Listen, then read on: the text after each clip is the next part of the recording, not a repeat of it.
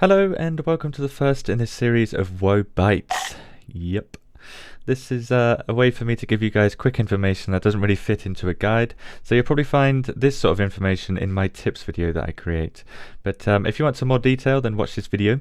So starting this series off with some great information, we accidentally discovered a relationship between arm and leg fractures and spinal fracture. Now this is going to get confusing. If you haven't watched my previous videos, you probably won't understand what the hell I'm talking about, but I do come to a conclusion on this.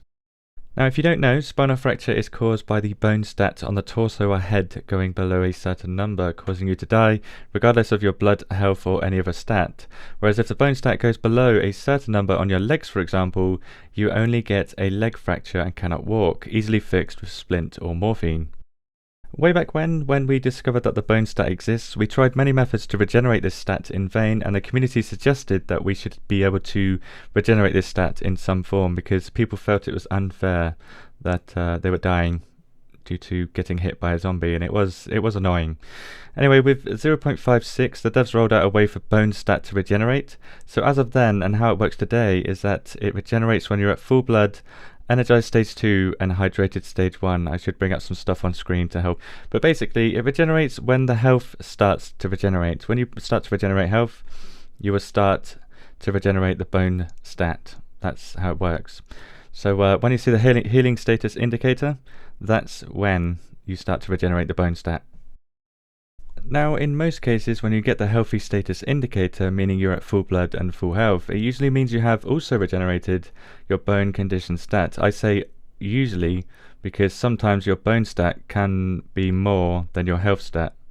So yeah, it's confusing in that way. You don't need to know that anyway. So you can basically heal full-blown leg fractures passively in the current state of the game. You can do that. You can sit there and you can just sit through a leg fracture and it will slowly heal itself and you can just walk again.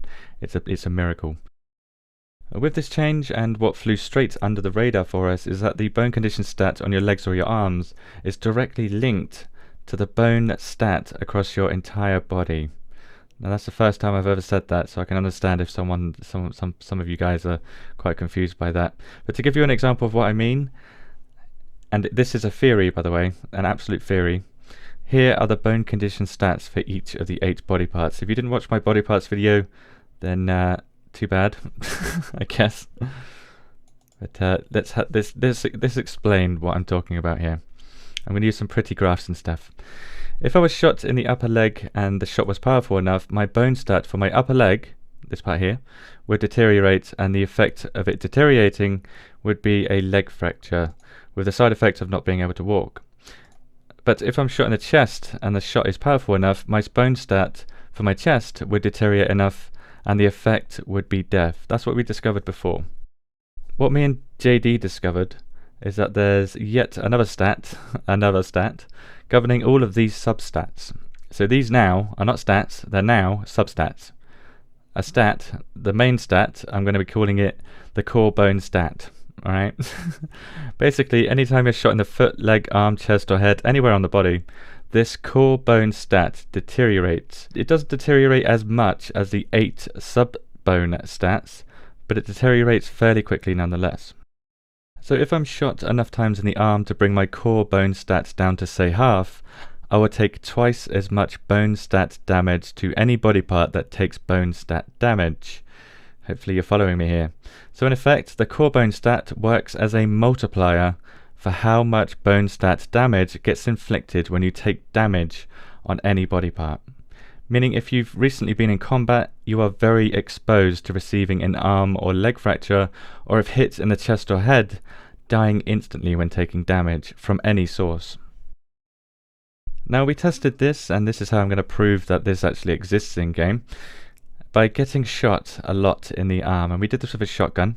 I will be doing a shotgun guide soon, but I was at full blood and full health, and because the bone stat multiplier was so damn high in this case, I died in one punch to the chest, as shown here. Now on the second chest, because I found this bloody fascinating and I wanted to know why I died in one punch, I wore the exact same clothes with the same pristine rags inside, but this time round, I had an idea. I used a splint before getting punched and survived enough punches to prove that using a splint or morphine will restore your core bone condition stat. making it much easier to survive in combat. Just to make sure that this wasn't a bug, we did test this with the AKM 7.62x39 round it is, and in the arms again with a 308 round, and we got the same results, or at least it was telling us that the core bone condition stat works as a multiplier. Now bear in mind that I could be wrong with how this mechanic works, and mostly I've created this to show you how it works. It might not work like this, but it works kind of like this.